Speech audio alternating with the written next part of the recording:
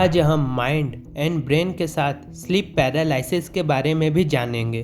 अगर आपका सारा डाउट सचमुच में ख़त्म हो जाए तो इस चैनल को ज़रूर सब्सक्राइब कर लीजिएगा।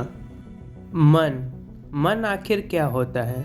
क्या मन और दिमाग अलग अलग हैं? हम सभी लगभग मन को शांत करना चाहते हैं। सब लोग मन को शांत करने की कोशिश करते हैं, लेकिन कभी ये जानने की कोशिश की है कि ब्रेन और माइंड क्या होता है?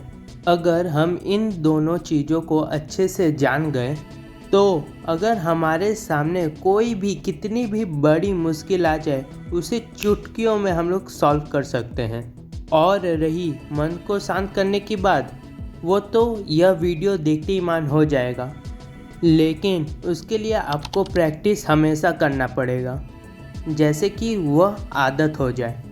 चलिए शुरू करते हैं इस वीडियो को।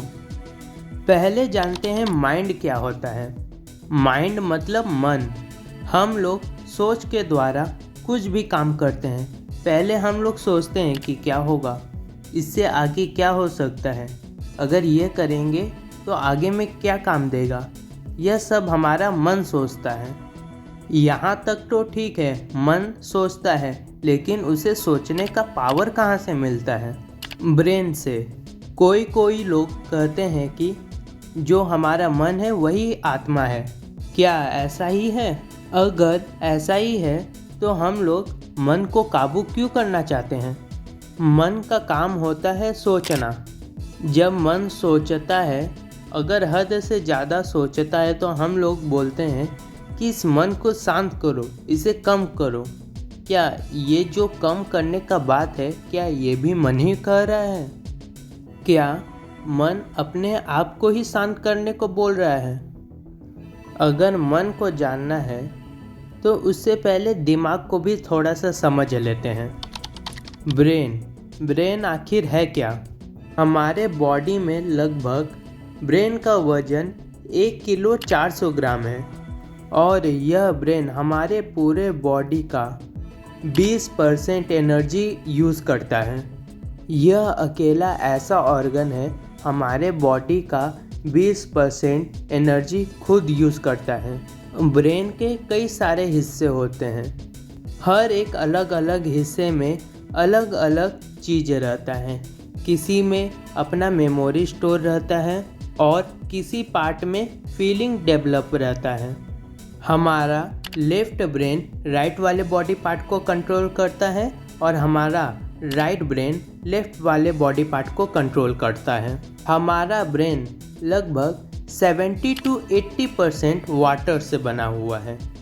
हमारा ब्रेन लगभग 2 पार्ट में है, एक ठो सबकॉन्शियस माइंड और एक कॉन्शियस माइंड। कॉन्शियस माइंड जो हम लोग हमेशा नॉर्मली ज़िंदगी में यूज़ करते रहते हैं। कॉन्शियस माइंड का काम रहता है हमें जो बाहर की जानकारी दिख रही है उसे अंदर डालना, और जैसे ही अपना काम पूरा हो जाए तो उसे डिलीट कर देना। और सबकॉन्शियस माइंड का यह काम है कि जो जानकारी हमें ज़िंदगी भर यूज़ करनी है उसे अपने अंदर ज़िंदगी भर स्टोर करके रखना। और भी कई सारे काम हैं, जैसे कि हमें डर लग रहा है तो वह उस फीलिंग को भी जगाता है, क्योंकि सबकॉन्शियस माइंड कुछ सोचता समझता नहीं है। हमारा कॉन्शियस माइंड सोचता समझता है और उस जानकारी को सबकॉन्शियस माइंड में भेजता है। हमारे सभी हैबिट्स सबकॉन्शियस माइंड में रहते हैं, और जैसा हम सोचते हैं वैसा हम बनते हैं। यह तो बहुत सही बात है कि जैसा हम सोचते हैं वैसा हम बनते हैं, लेकिन अगर हमें बाहर के लिए कुछ करना है उसके लिए तो हमें वह काम करना ही पड़ेगा, लेकिन अगर अपने अंदर झांकना है उसके लिए तो हमें सिर्फ सोचना ही पड़ेगा। लेकिन उस सोचने में भी कॉन्शियस ब्रेन का यूज़ होता है। इसीलिए सोचने से कुछ नहीं होता, उसके प्रति काम करना पड़ता है। और जैसे जैसे वह काम हम लोग करते जाएंगे वैसे वैसे वह हैबिट हमारे सबकॉन्शियस माइंड में चलता जाएगा, और एक दिन आकर वो हमारा हैबिट्स बन जाएगा।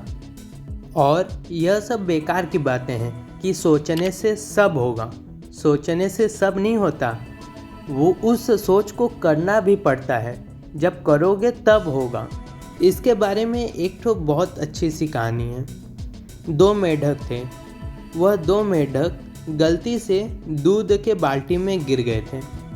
उन दोनों मेढक ने सोचा कि अगर जिंदा रहना है तो इस दूध की भरी बाल्टी से निकलना ही पड़ेगा। दोनों मेढक यही सोचकर शुरुआत करते हैं कि इस बाल्टी से सिर्फ निकलना है और अपना जान बचाना है।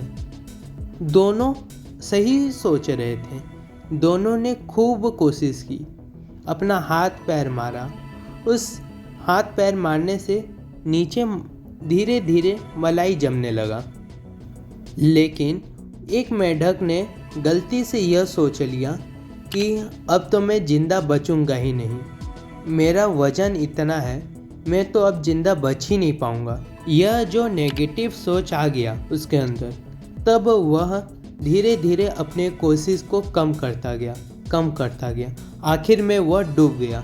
लेकिन एक और मेढक था, उसे सिर्फ जीना था, जैसो उसे बस जीना था। वह अपना हाथ पैर मारते रहा। लेकिन एक बार ऐसा आया कि उसके मन ने भी जवाब दे दिया था। लेकिन उसका और एक चीज़ ऐसा था कि उसे रोक रहा था, नहीं तू जिंदा रहेगा। बस वो थोड़ा सा और कोशिश किया, उस दूध में पूरा मलाई जम गया और उसने एक कोशिश और की, बस वह दूध के बाहर आ गया और दूसरा उस दूध के अंदर डूब गया। वही कोशिश हमें लगातार करनी है, चाहे आप बाहर का कुछ पाना चाहें या चाहे आप अपने अंदर जाना चाहें। लेकिन हम लोग तो यह जानने की कोशिश में थे ना कि मन और दिमाग एक है कि अलग अलग। आपने शायद स्लीप पैरालिसिस के बारे में सुना होगा। कोई लोग कहता है कि भूत ने पकड़ लिया और डरावनी कहानियां बताते हैं कि मेरे सीने में कोई बैठा है, कोई मुझे पकड़ लिया है। जो लोग इनकी कहानियां सुनते हैं, अगर उनमें में से किसी को भी स्लीप पैरालिसिस हो जाएगा तो सबसे पहले तो वही बात याद आएगा जो किसी ने उसे बताया हो, और उन लोग को यही सोचकर लगता है कि उन्होंने भूत के दर्शन प्राप्त कर लिए हैं। और अच्छा हुआ कि मैंने कभी भी इन लोग का कहानी नहीं सुना। पहले मैंने स्लीप पैरालिसिस को अनुभव किया, बाद में मैंने इसके बारे में पता लगाया। कोई लोग तो YouTube में यह कह रहे हैं कि यह सब भूत का है, कोई जादू टोना कर रहा है। बाद में पता चला कि यह तो हमारे ब्रेन का नॉर्मल प्रोसेस है। मैं आपको अपने बारे का अनुभव बता रहा हूँ। जब मुझे स्लीप पैरालिसिस हुआ तो मुझे कैसा लग रहा था। एक बार की बात है, मैं यूं ही रात में सो रहा था। अचानक से 2 बजे मेरा आँख खुला। मैं अपने शरीर का कोई भी पार्ट हिला नहीं पा रहा था, लेकिन उस समय मेरा मन काम कर रहा था। मेरा एक टाइप का कॉन्शियसनेस काम कर रहा था। मैं सोच सकता था, समझ सकता था। मैंने महसूस किया कि वह रात कितनी शांत थी, शीतलता से भरी हुई थी। तो इसमें मन और दिमाग का क्या लेना देना। याद रहे मैंने आपको क्या कहा था कि हमारा left brain right body part को कंट्रोल करता है और right brain left body part को कंट्रोल करता है। लेकिन उस समय तो मेरा पूरा बॉडी ही स्लीप पैरालिसिस में था, तो कौन सा पार्ट काम कर रहा था। इससे तो यह साबित होता है कि मन अलग है और ब्रेन अलग है। जैसे कंप्यूटर और CPU मिलकर कंप्यूटर को काम के लायक बना देती हैं। अगर CPU ही खराब हो तो कंप्यूटर कैसे चलेगा। जैसे कंप्यूटर हमारा बॉडी है, ब्रेन हमारा CPU है।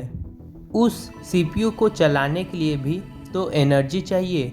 वह एनर्जी हमें नेचर देता है, लेकिन उसे ऑपरेट करने वाला भी तो कोई होना चाहिए। वह हमारा माइंड है, मन है। लेकिन कभी कभार ऐसा भी लगता है कि मन को कोई देख रहा है, कोई ऐसी चीज जिसका नाम नहीं है, लेकिन वह हमें देख रहा है। चलिए एग्जाम्पल लेते हैं। जैसे कि आपके सामने एक एप्पल है। अगर मान लो अगर हम लोग उसका नाम एप्पल ना रख के बनाना रखते तो सब लोग उसे क्या कहता, बनाना। अगर उसका कोई नाम ही ना होता तो उसे हम लोग क्या कहते हैं? ऐसा ही कुछ लगता है। अगर मन का नाम मन ना होता तो हम लोग उससे आखिर क्या बोलते हैं? यहाँ पर तो यह पता चल गया कि मन और माइंड अलग अलग है। हमारा मन का जन्म शरीर के द्वारा होता है। अगर शरीर ही नहीं है तो मन कहाँ पर रहेगा? ब्रह्मांड की सबसे अच्छी चीज़ तो यही है, ना ही यहाँ पर कुछ खत्म होता है ना ही कुछ पैदा होता है। और यह सुनी सुनाई बातें नहीं है, यह महसूस करने की बातें नहीं हैं, यह अपने बुद्धि से समझने की बातें हैं। लेकिन हमेशा यह बात याद रखना, बुद्ध ने यह कहा है, जब तक तुम उसे खुद ना जान लो तब तक किसी के ऊपर भरोसा मत कर लेना, अपने अनुभव में ना उतार लो।